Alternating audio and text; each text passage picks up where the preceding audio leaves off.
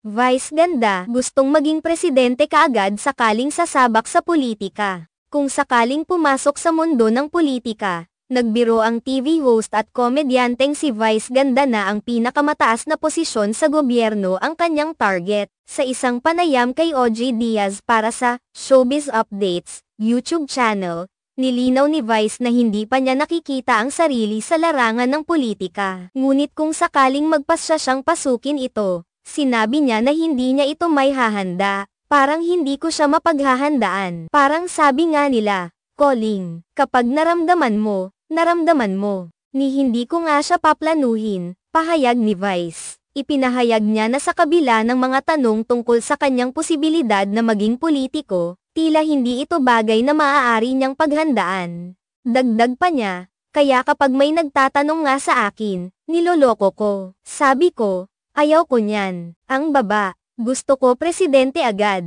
Ipinakita nito ang kanyang nakakaaliw na personalidad at ang kanyang hindi seryosong pananaw sa politika, na tila tinatawanan ang ideya ng pagtakbo sa mas mababang posisyon. Ani Vice, kung sakaling siya ay tatakbo, hindi siya mangangampanya o gagastos. Hindi ako mangangampanya. Magpa-file ako ng candidacy tapos gagawa ako ng vlog. Tatakbo po ako. Ito po yung mga plataforma ko. Kung bet nyo kung iboto, go. Kung hindi, okay lang din. Pero joke lang yun, patuloy niyang sinabi. Ang kanyang mga salita ay nagbigay diin sa kanyang estilo ng pagpapatawa, kahit na ang paksa ay tungkol sa politika. Ang mga pahayag ni Vice ganda ay nagbukas ng diskusyon tungkol sa mga inaasahan sa mga artist na pumasok sa politika. Maraming tao ang nagpapahayag ng pagnanais na makita ang mga kilalang personalidad sa gobyerno, ngunit may mga nag-aalala rin sa mga kakayahan at intensyon ng mga ito. Ang kanyang mga biro tungkol sa pagtakbo bilang presidente ay nagbigay liwanag sa posibilidad na ang mga artist ay hindi lamang dapat ituring na entertainment figures, kundi maaari ring magdala ng mga ideya at boses ng mga kabataan at mas batang henerasyon. Sa kanyang estilo, pinadama ni Vice na ang politika ay hindi kailangang maging mabigat at seryoso sa lahat ng oras.